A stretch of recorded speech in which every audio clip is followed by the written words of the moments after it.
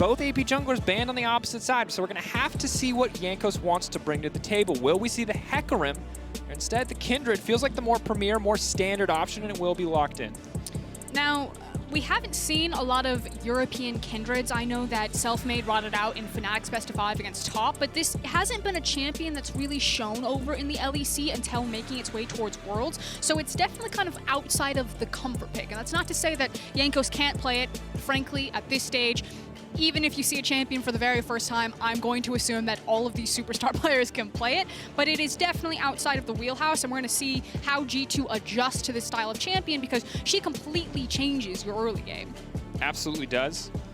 Priority pick is also going to be the Twist of Fate, one of two champions that we kind of wanted to see Caps on, a champion that he has performed on, that he has been able to snowball advantages outside of his lane with. Of course, last game was a struggle. ShowMaker was the one who got his hands on the Twist of Fate, and we'll see what his option is this time around. He's been a bit more about the utility so far in this tournament, less about the individual carry performances, but maybe he would like to try his hands on the Sylas. Not bad ults to choose from so far, and he is going to grab it. So now the Sylas, most likely set to be in the mid lane for Nuguri, for ShowMaker rather, could still be flexed to Nuguri, but the Ashe as well, and Camille will be the final pick for Jankos here in the phase. ShowMaker is looking for his Bane moment. He wants to pick up Caps, and he wants to break his back over his knee. If he can win on the opposite side of the matchup again, you know, you don't need the emotes again to make a point there. Like, message received. I think victory is probably the best message that you can send, but yeah, the emotes don't hurt, certainly. Certainly could bruise some egos on the way. Now, Renekton will be banned away, trying to take away some of the more comfortable matchup options for Nuguri on the top side. Wunder on this Camille.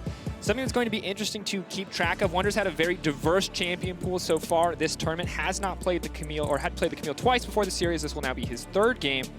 See what he wants to do with it. What the final ban will be as the Caitlyn is taken away from PerkZ. Again, G2 opting for a strategy where they save bot lane pick till much later in the draft. That said, Mykix can still get last pick, counter pick for support, which, as we saw in the previous game, can be very crucial. Yeah, and some of the AD carries that are left available for PerkZ are, again, something like that Ezreal or even the Kalista. However, with an Ashe being there, you're not going to have any sort of you know, lane priority or pushing priority here. You see the Pantheon ban come through for G2. You obviously don't want to give away Pantheon Ashe to Ghost and Beryl. That would make a bad situation worse for G2 fans, as that combination is so incredibly potent and powerful. So I'm curious what DAMWON will go with for their final ban. It is going to be the Tahm Kench, so taking away some of that security and safety and giving a lot more kill pressure over to Ghost and Beryl, as at least the Leona is denied. Interesting. Now, okay, so they're going to opt to blind pick the Leona into bot lane, feeling like it's probably one of the best remaining options. Have to see what the response is going to be here for DWG Gaming, but saving counter pick there for PerkZ in the bottom lane. Now, there's not too many great AD options left. Ezreal is something that we could expect to see. Misfortune. I mean, I think really when you think about it, people like to talk about individual comfort for players, but for me, it's just about who gets the prio. And as long as you can push, that feels like it's all that matters here. And Jankos will certainly thank you if you can. But the Sett now will be locked in. This is still technically a flex at this point in the game. I expect it to be going into the hands of Beryl in the bottom lane. Sett, a very obviously powerful duelist and very obnoxious support to deal with. Yep, time ticking to see kind of what will be the last thing to round out DAMWON's composition. They are kind of missing some long-range engage tools. Obviously, you have the Ashe arrow as well as ShowMaker on the Sylas there, and using things like the Leona or Camille ultimate even to that. But there we go. This is what I wanted to see. A very hard farming, hard pushing duelist in Fiora. So super volatile top lane matchup. Yeah, this one is going to be very, very intense. On the top side of the map, last game, Wunder Renekton versus GP can be a little bit slower, not quite as flashy, but this one is going to be quite explosive, very much. A lot of skill in this matchup as to how you use that riposte, how you use that hookshot wall dive. But looking across both compositions, a very different game for both sides. A lot of brawling, a lot of fighting tools on the side of DWG Gaming, a lot of range on the side of G2 eSports. That Ezreal, maybe not going to be able to push as well early on, but certainly will be tough to deal with as we move later and later into the game. There are more scaling options this time around for G2 in this comp, but I still feel like it is more about that mid-game, the first, the second item, maybe even item 3 if they are ahead of the clock. There's not a ton of threat onto Ezreal. And when we talk about compositions and scaling, it's usually, you know, how much threat can you provide to a backline. And again, because of DAMWON kind of missing some hard pieces of CC or setup, unless it's coming from Sylas or Ashe, which Ezreal theoretically should be able to get around unless he gets outplayed. He could put out the ridiculous damage numbers that we saw PerkZ go earlier, but I feel like DAMWON's composition, in my opinion, is very well rounded. It has some good places to play around in the early game, as well as some great hyper-scaling side lane team fight. I think it's got it almost all. Pretty much. Keeping our eyes, of course, on this level 1 for now. Maybe anticipating Wunder to step forward, but G2 playing the back foot on this one. Do not want to risk anything, so they're going to go for the standard 5-point here. As much vision as possible with as little risk as possible. Big Fiora player, Jankos? No. Although I have heard Cadril talk many times about he's the greatest Chinese Super Server Fiora player of all time, usually before he goes 0-6. Nuguri, on the other hand, might be one of the greatest Super Server Fiora players. Would not surprise me. The man is an absolute menace. And this is the thing that I really like Frostgren, is that Nuguri is the guy who, I think when you look at DAMWON's evolution as a team, he is like the clearest indicator of that evolution, because he was Cole Klepto every game, no matter what, forever last season. And now he's willing to step back. He's willing to play. I don't know if the Fiora pick is where you want to make that message, Jankos. No, for sure. No, but that's my point, is that while he can take a step back, while he can play more for the team and less for himself, he's also been very explicit about saying, hey, look, I still have in my heart a place for those aggressive playmakers, for these big plays, for these big carry performances. And I'm glad that we're going to get to see both sides of Nuguri in this series, because on this Fiora, you kind of have to play for yourself. This is about the 1v1. Both of them obviously taking grasp and just trying to trade the procs back and forth. I do want to talk about Kindred, though. Jankos showed that his mark was Sylas. Obviously, you have setup and CC in the form of the gold card from Caps. It usually has been about Caps, so we may even see a very early gank from Jankos to try to make good on that mark and set up with that gold card. So it is a lot of back and forth, as you can see, very small trades and kind of repeated small trades from the Camille and the Fiora. It looks like 3 camps on the bottom side for Kindred, 2 camps on the bottom side for Graves as he moves to top side. Reminder that Kindred's first mark will spawn on one of the Scuttle Crabs, so having priority in these lanes is actually really important. It is RNG, so we don't know if it's going to be top Scuttle or bot Scuttle. Frankly, though, while Jankos does have priority in mid lane, he doesn't have priority anywhere else, so it might be difficult to acquire one of these crabs, although he is set up for top crab. Is and has the vision to back him up as well. Beryl getting aggressive on the bottom side. One of the struggles, of course, playing in Sett is that he has so much pseudo-tankiness. As a Juggernaut, he just gets so many stats for free. ShowMaker, though, getting very aggressive on the Caps, taking a lot of minion aggro back, but Caps extending the trade there to try to get the better of it. ShowMaker, though, not afraid to play aggressive, just trade a little bit of health here. Yeah, and that health advantage will give Caps a lot of control over this lane. Jankos is hovering around Caps, trying to protect him as he now sees Canyon on the other side of this wall with a ward. And again, is playing for that crab, and the mark is going to be bot side. So Jankos handshakes with Canyon. Canyon will get top side crab with priority from Nuguri, even though Caps has got ShowMaker underneath his tower. And Jankos will take bot crab. That was cute. Yeah, good sidestep on the chains there. Obviously, would have been much more difficult.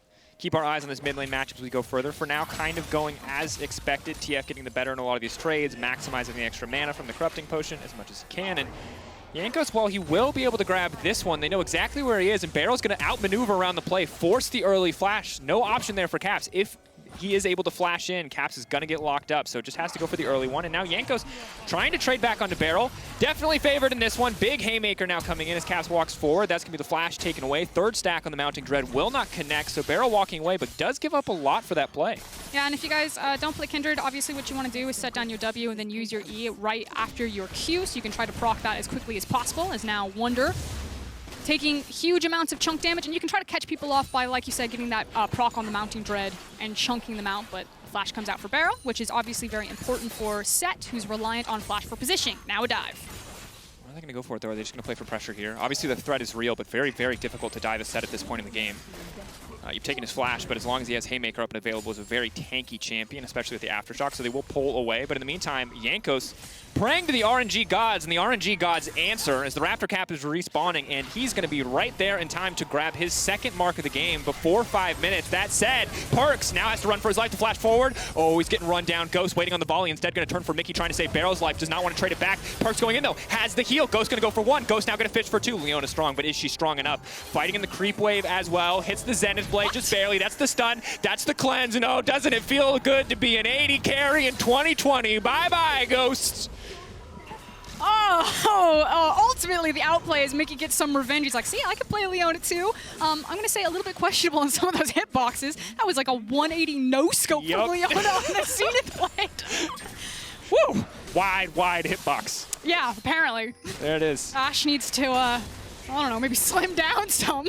And already we're starting to see an uptick in the performance from G2 here in the early game. 1,000 gold advantage coming across. Some of that's going to be in the mid lane, where of course Caps has a bit of a CS gap over ShowMaker, but also the 2 kills on the bottom side. But if you're DAMWON Gaming, I don't think you have to be scared, because most of that gold belongs to Leona.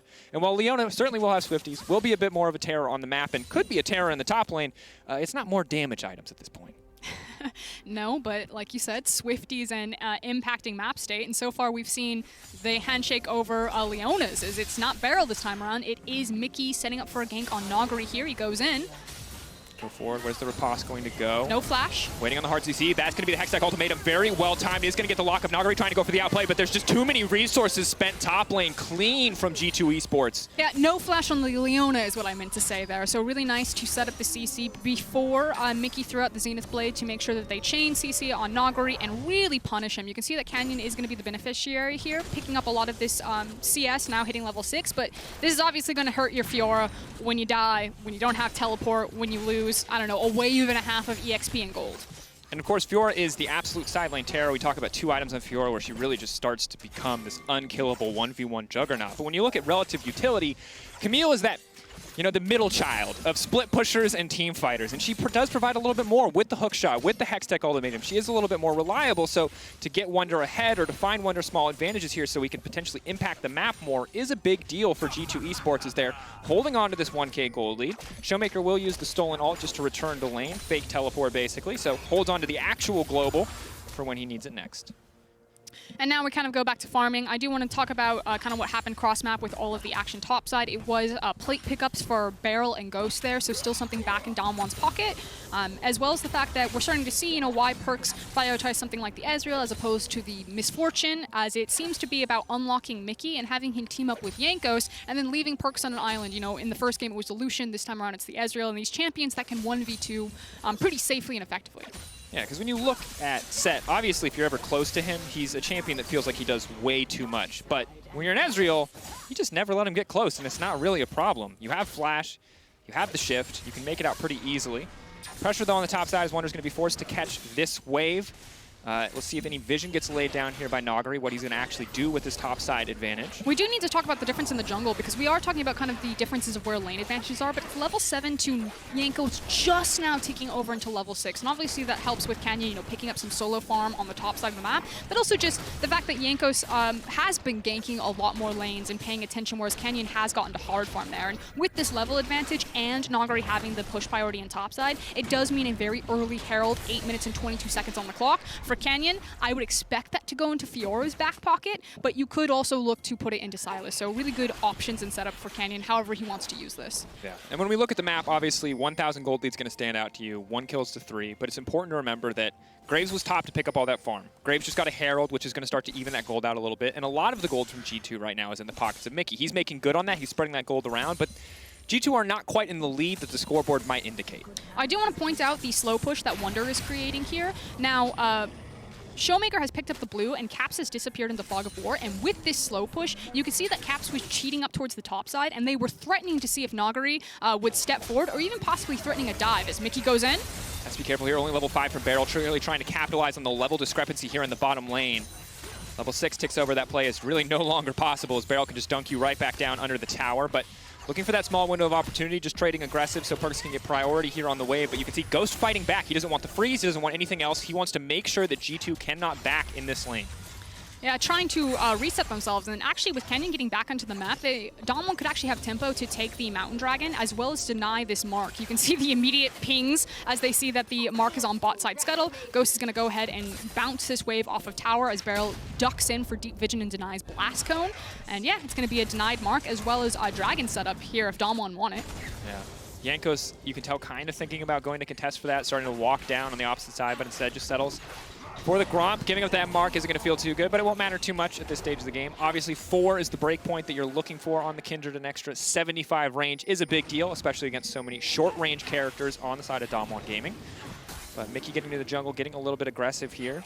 Potentially just going to be the free Mountain Drake. DWG Gaming don't look like they want to contest, but they do have a Herald that they can utilize mid lane if they want to. I mean, they pushed mid priority, then DAMWON are now walking in, so Caps, you can see, is catching the mid wave. It does mean that the Dragon is still relatively low health, so DAMWON being behind the play if they wanted to contest it, but it's not crucial. Like you said, first Mountain Dragon doesn't really mean anything.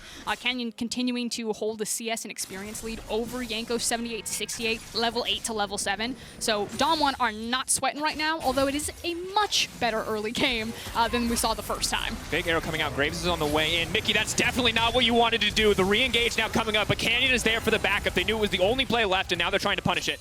Dash forward. Mickey running for his Wall life. bounce. One arrow. Waiting on it. Where's the ult going to go? Already the damage has all been used, though, so Mickey just barely able to escape on that one. Canyon immediately going to throw down the Herald here. This should be bot lane tower taken off the map, and DAMWON evening up the gold. Yeah, and I expected that the Herald would either go mid or top lane, but instead, again, the dominance from Ghost and Beryl sees an opportunity to set up a potential gank bot side and then also shove down the first tower. Now, Caps is racing bot side here with Jankos, but you can see the danger pings come on. DAMWON knows what's up, and they do have TP about to come up on Nuguri as well as on ShowMaker. I can't believe that they didn't get that tower. That's a big deal.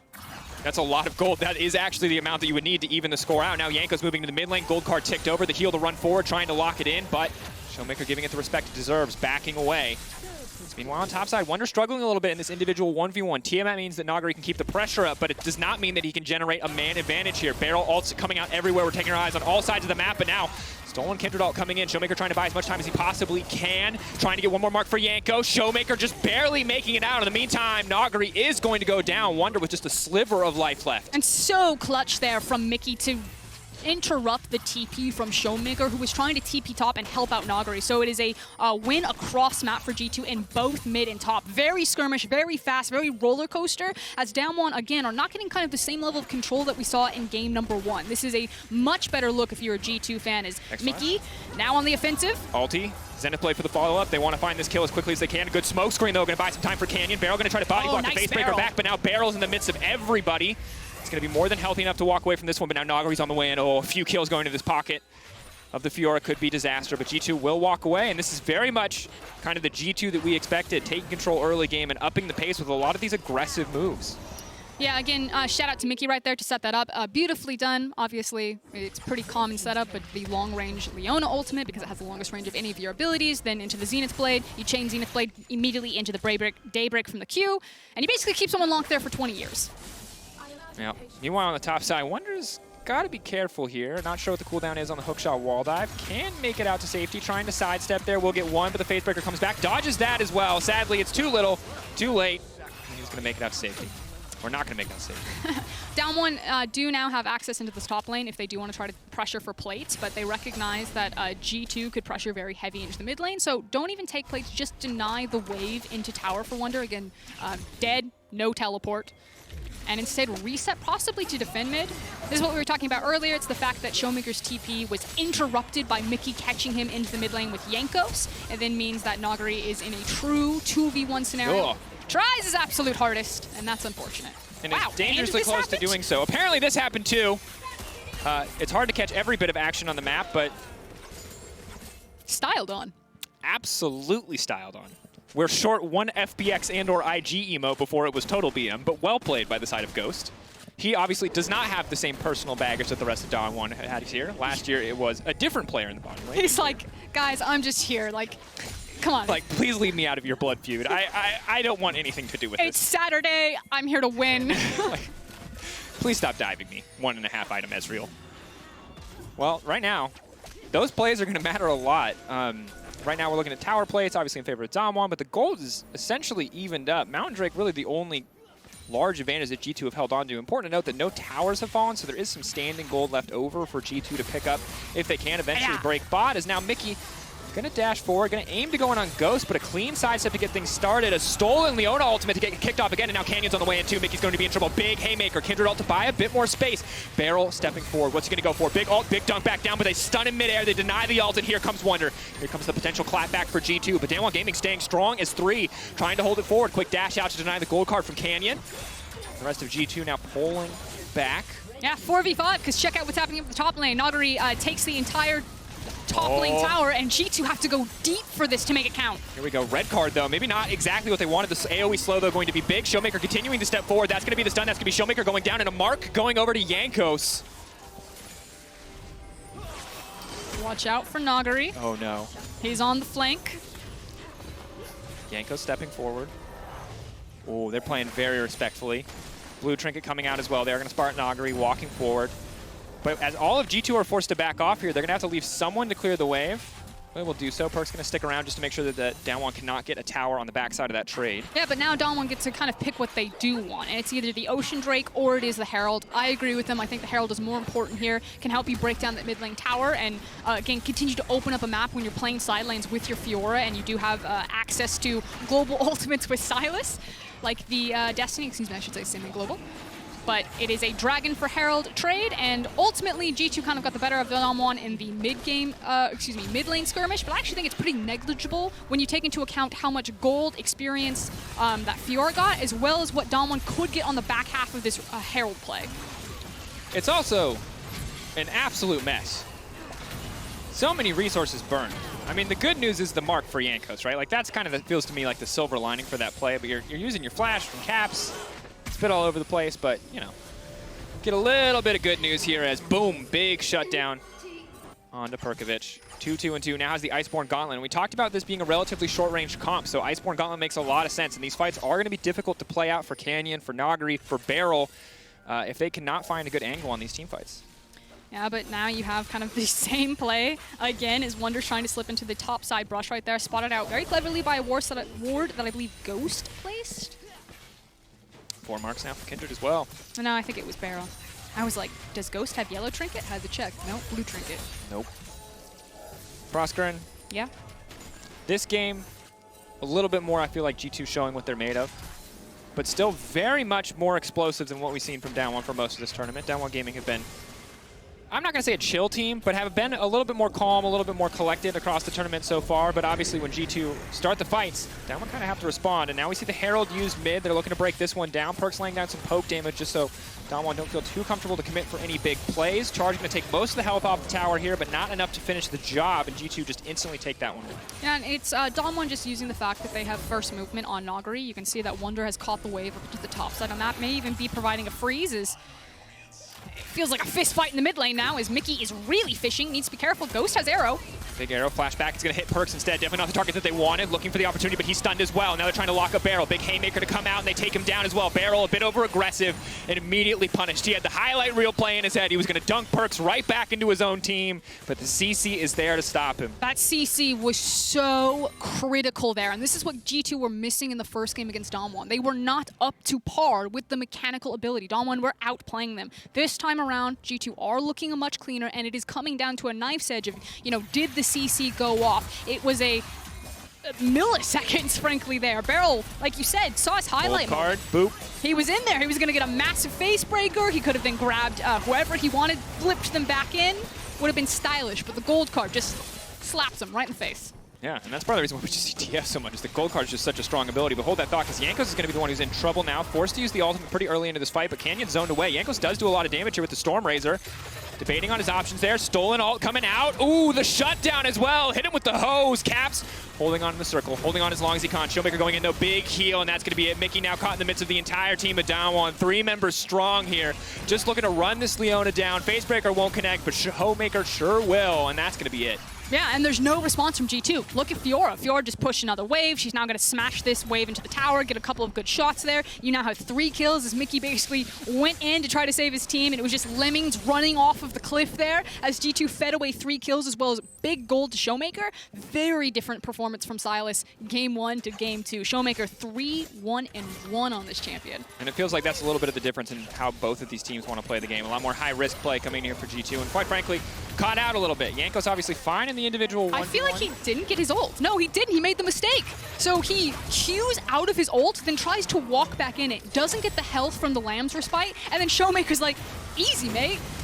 Hits him with the fadeaway hose, grabs the Lamb's Respite, then uses it to go all in on Caps, and at this point, Mickey, he's in the Zenith Blade. He's like, I've made a terrible mistake. Yeah. Thought he could maybe save the day, but again, you cannot make small mistakes in this matchup. Costs pretty dearly. G2 Not confident enough to stay for any damage on the tower. Just going to push in and wait to see what's going to happen next. 20 minutes into the game, so the Baron has spawned. Neither team too keen to get that one started off, but both with more than enough damage to do it if they want to. So G2 don't have a single tower to their name, and without Herald, it's going to be pretty difficult to crack these towers, especially with the wave clear that Ghost is going to provide on this Ashe. So they need to make picks around this mid lane and then use a numbers advantage to kind of overwhelm and siege a tower, or they need to have 2 waves that are syncing, pushing together, and then like you see what they're doing where they shove a wave and then they kind of sprint to a side map to try to dissuade DAMWON with a potential dive. But DAMWON could actually just hold like this, and as long as they have proper vision on their flanks and don't, or are aware that G2 are trying to pick them off right now with Leona, can continue to kind of win across the map or funnel gold into the necessary hyper carries like the Fiora. And it's interesting because right now as well, while we're seeing pretty even 4v4 here on the bottom side of the map, you've got top laners just in complete and total isolation. You have to feel the later we go, the more this is going to favor Nuguri in the 1v1. He's on his way to the Trinity Force. Look at his CS lead. Yeah, he's already 40 CS up. I mean, this is looking really solid for him. Yeah, he can't pressure the tower too much, but in these trades, he's going to be fine. There's no real kill pressure. The full all-in is such a mess. Neither side really wants to go for it. Canyon, though, going to take a decent chunk to kick things off. G2, important to note, this will put them at sole point, and that is something that they can fight for. That is something that they can play for that will force Nuguri out of a side lane. So getting that Drake is crucial. And this is kind of, like you're saying, the one silver lining that G2 still have is their clear win condition this game. It's now Caps going topside, but here comes ShowMaker. TP respond. Ulti coming in, but they're just going to walk away. They don't have to commit anything else for that, and that's overall a good trade for G2. Yep. Getting the ultimate off of ShowMaker, like you said, trading for Destiny, you're going to take that any day of the week, but the towers still remain here. So G2 still looking for a pick, still looking for kind of a big team fight, while DAMWON will be patient. They've now swapped Nuguri down towards the bot side of the map, so you can start threatening the inner bot side tower while Baron is in place and Dragon is down. Makes a lot of sense. And checking in itemization as well, it was the Iceborne Gauntlet, it's fully stacked Muramana now, as well as the Quicksilver Sash. So PerkZ is going to be nigh untouchable in a lot of these fights, unless they can just absolutely one-tap him. He has to completely mince position, really, to die in these fights or play way too aggressive. So he's in a solid spot. Probably will not have the same damage output as an Ashe in a sustained team fight right now. Might change once he gets third item. We'll see if it's going to be the Blade of the Rune King or the Death Stance. But Nuguri now getting aggressive onto Caps. Stun's going to come out, dash forward, as well as the riposte, but the TP now burned here from DAMWON Wunder. run top. Riposte is down, though. They can go for the stun. Hookshot wall dive. They're just kind of baiting here. Meanwhile, ShowMaker can push in and can trade or try to trade 1-for-1 on the towers. It's a split map play. Wunder going to try to shred this one down. Precision Protocol should make this pretty quick, but Cap showing that he's walking away means Nuguri can walk right back into this lane. Tower still hasn't fallen yet for DAMWON, but they're denying so much wave, and it should eventually fall. It's probably very low health as Nuguri flashes. Oh, the Stolen ultimate coming in as well. Caps, though, back on the way in, wants to use it. Wunder now has to run for the hills, has to be careful. Nuguri now stepping in. This Fiora is so incredibly strong. 2 items, dash through, no riposte available, and that means he's going to be in trouble. Shut down onto Nuguri, massive for G2. What can DAMWON do on the top side of the map? Nuguri just steps forward as G2 stay around, and like you said, what can DAMWON get on the top side of the map? The top tower does fall. That mid tower is a stiff breeze from being knocked over. So still, in terms of gold, G2 have a slight edge, but there's a lot of freestanding gold available for DAMWON to take that right back.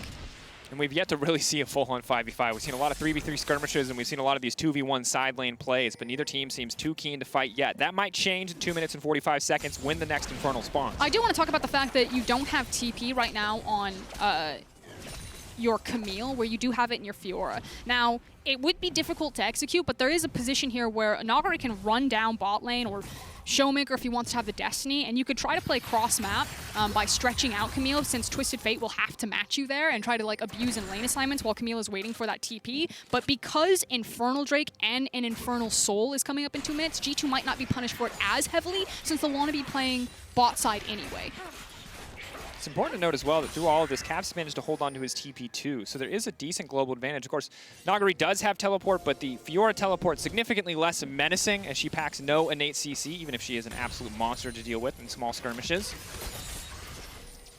PerkZ, though, continuing to push in. G2 still not able to break this tier 1 tower, means it's very hard for them to push their vision any further forward. But it's not really about that for G2 right now. They just need to make sure that because PerkZ has that QSS, you were talking about how he's basically unkillable, that there's no like snap threat. You know, there's no go snap grabs PerkZ with an Ashe arrow into multiple pieces of CC because he does have the QSS to deny or contest G2 on this wave. Now, DAMWON are trying. Stolen Leona ultimate. Are they going to follow up with any more CC? Kind of just testing the waters, it looks like. Fishing for an opportunity, not wanting to overcommit here. And this is the stiff breeze you were talking about. One auto should kill the tower. Heck, minions might even do it. One more. Boom. There it goes. Ghost going to grab it. But that tower doesn't necessarily really mean anything to G2 because, again, the thing is the tower is there because it helps you contest on mid priority, which gives you access into the river. But because of PerkZ' itemization and how slippery he is as an Ezreal, he can still do that relatively well. Unless he doesn't have something like Flash, then it gets a little bit more dangerous. And you can see PerkZ stepping super forward as here comes Caps. Very aggressive if they kill Canyon. This is pretty massive, but Ghost has been isolated off to the side. Caps does not have the sustained damage to take this fight, but the Flash taking him to safety. The team play there from G2 saves the day. The Hextech ultimatum stolen away. Caps now stepping forward. ShowMaker going to be in trouble. Tries to go back in. Is untouchable for now, but the Hextech ultimatum not enough to save his life. As now Beryl has been caught out too. G2 on the chase, trying to keep Beryl out of this one. What are they actually going to get off the back of this, though? For now, it is just kills. Ulti in the mid lane. Ghost is trying to eat the wave. Here comes Wunder. Oh, Nuguri locked up, taken down big for G2. This fight around the enemy blue buff has bought them everything that they need to start up this Baron. And this is the thing, again, that mid lane tower didn't mean anything for G2. They could always still contest on that wave. DAMWON didn't think that they would do it, and G2 called their bluff. They spent multiple ultimates, multiple pieces of CC, and snag DAMWON right in front of the Baron. This is a huge swing for them. Wunder going to go forward, is going to get dunked right back down, but is pretty tanky at this stage of the game. Ghost's going to try to finish the job, though, because this is massive. They've taken the Baron, they can turn right to Soul. This is everything for G2. The TP now coming in, but it might be too little too late. He can't cancel that one. ShowMaker on the way in. He takes the Leona. Oh, there's a potential here for a massive turn, but it looks like it might not matter because the Zenith Blade connects. Caps is on the way in. He tries to get it. ShowMaker trying to turn it right back around. That's the shutdown onto Caps, but it isn't enough. No, G2 stands strong. They take down ShowMaker, and they set their eyes on the Infernal and Canyon. Dashes in, dashes out, gets down the control ward, but it's going to take a miracle steal and a flank from Nuguri to turn this one back. Here comes Nuguri. Canyon does have Flash as well as Smite available. Infernal Soul will go down. Canyon has gone down. Nuguri has to run for the hills. He has one riposte and has to block everything from G2 if he wants to survive this one. Blast cones there. He should be able to make it out to safety. Hook shot, wall dive to take him out. Dash to the side. They're now chasing him down, but that's going to do it. That's going to be it. PerkZ now dominating. Massive lead for G2 Esports. Infernal Soul, Baron buff, multiple shutdowns now picked up for G2. You said it. This is massive for them, and it starts with this pick onto the mid lane.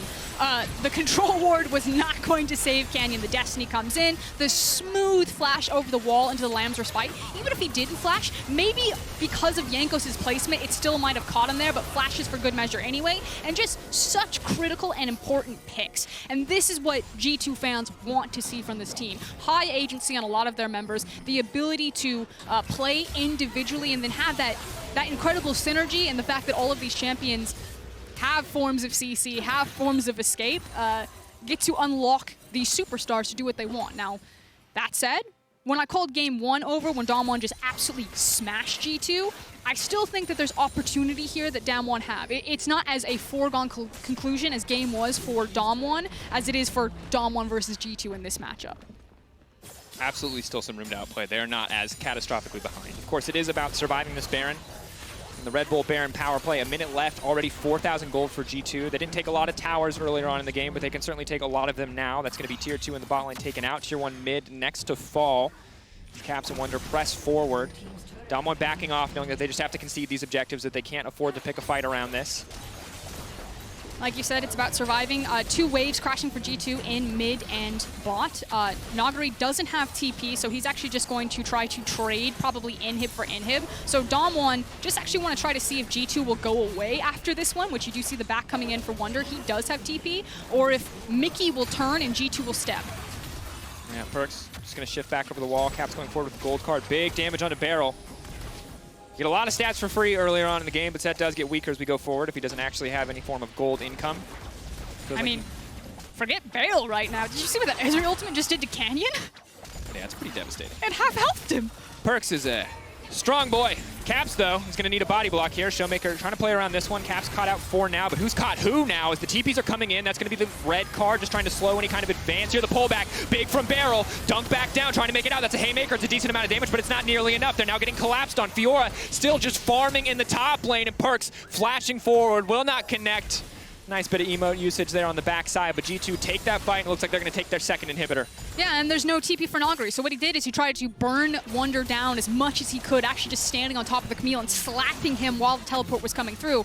But again, G2 pushing, have now 2 inhibs, and actually a lot of restraint coming in. Didn't have vision because Nuguri was no longer on a wave, so they have to assume that the reset has come in, and they go ahead and back away. G2, though, waiting in the darkness, now on the retreat. ShowMaker with the stolen Leona ultimate again. Very, very powerful, 0.8 AP ratio. Can do a lot of work here, but Nuguri has to now run for the hills. They're just looking for a pick, and they could look to end it here as soon as they kill Nuguri. That's exactly what they want, G2. Are you going to bet it all on the 5v4? They've got a wave to back them up. The hook shot, not going to follow up with the wall dive. DWG Gaming not going to give anything up that they don't have to. Nuguri overstepping this game, 0-6-0. Team play Nuguri has been looking solid so far this tournament, but complete solo lane isolation Nuguri, while he's still doing fine in the 1v1. No one's 1v1ing him.